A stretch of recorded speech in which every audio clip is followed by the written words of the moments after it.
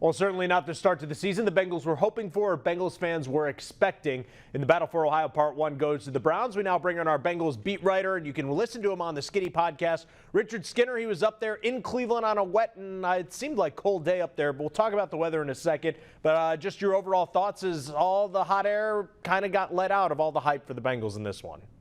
Yeah, Chris, it was an ugly performance by the offense for sure, and it gets magnified certainly because it's the opener. I mean, everybody's going to overreact one way or the other. If they had come up here and won, everybody would have said, hey, this is the Super Bowl team that we all know it is. Now that they lose, and to lose the way they lost, it is ugly. There's no sugarcoating that. The offense was bad. Joe Burrow was bad. Play calling was bad. But I think the one thing that you can take a little solace in if you're a fan is they went through an 0-1 start in a weird way last year. It actually ballooned to an 0-2 start, and they were able to overcome that. So I think that's the part. It is concerning the way they played, but this has just been a house of horrors for sure. I mean, Zach Taylor's never won a game here. He's now 0-5. Joe Burrow's now 0-3 here in Cleveland. So this just is a place where they have a hard time, even when they're playing well. Even with good teams, they've had hard times. This is a good team. It just was an unfortunate way to play the Week 1 opener.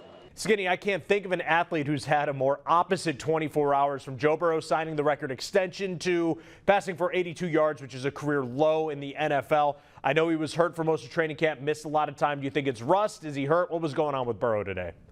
Yeah, I don't know if it was injury. It was certainly some rust. There's no doubt about that portion of it. Asking Joe, he tried to blow it off a little bit of, missing camp didn't affect him. It had to, right? He missed throws. He wasn't on the same page with T. Higgins and Jamar Chase, some of those either back shoulder routes or the go routes. Sometimes the back shoulder route he threw as a go. Sometimes the go route he threw as a back shoulder and didn't really connect on some of those. Really never got in a rhythm either. And I think some of that, tip your cap to Cleveland's defense. When they're healthy, that's a top 10 defense in this league and maybe even better than that. They got good corners. They got good rushers. And all those things on display at the same time. Plus, again, a little rust for Joe Burrow. I don't doubt that part of it. I think there was some of that. Missing all that time in camp, you can't help but have some of that. I know they thought that getting him back for a couple of weeks was going to help, but it really just didn't at the end of the day. And maybe for him, it's going to take him, like it did last year, a couple of weeks to get going. The weather certainly didn't help. I spoke to some people who were at that game. They said it wasn't raining as hard as it appeared on TV, but there definitely was a little bit of that mist. Do you think the weather played a big factor in the Bengals' offensive struggles? Yeah, I mean, this game was obviously played in a heavy mist. I feel fortunate I'm standing outside now where it's not raining. It's actually, the temperature's gone up a little bit. It's warm. But, yeah, a heavy mist throughout. It wasn't a rain, but that mist really did, I think, affect both teams. I mean, I think you could see it. Deshaun Watson didn't throw the football very well. He wasn't very accurate at times, I think, because of the football. Ted Karras had a few snaps that looked wobbly because of it. You saw Brad Robbins on a punt that almost got blocked, or maybe even gotten a piece of that 22-yard punt late in the game. It looked like he had a hard time with the ball. You saw running backs slipping, but when you think of it, it literally is a two-way street. I mean, the Browns played the exact same thing the Bengals did, and the Browns were able to overcome that. The Bengals weren't by any stretch of the imagination. I don't think the rain factored into it. It was just a bad performance. Speaking of performances that were subpar, T. Higgins, now not with the extension, goes out there. He was targeted 8 times, comes up with 0 catches. What was going on there? Chemistry issue maybe with Burrow, or T just wasn't himself today?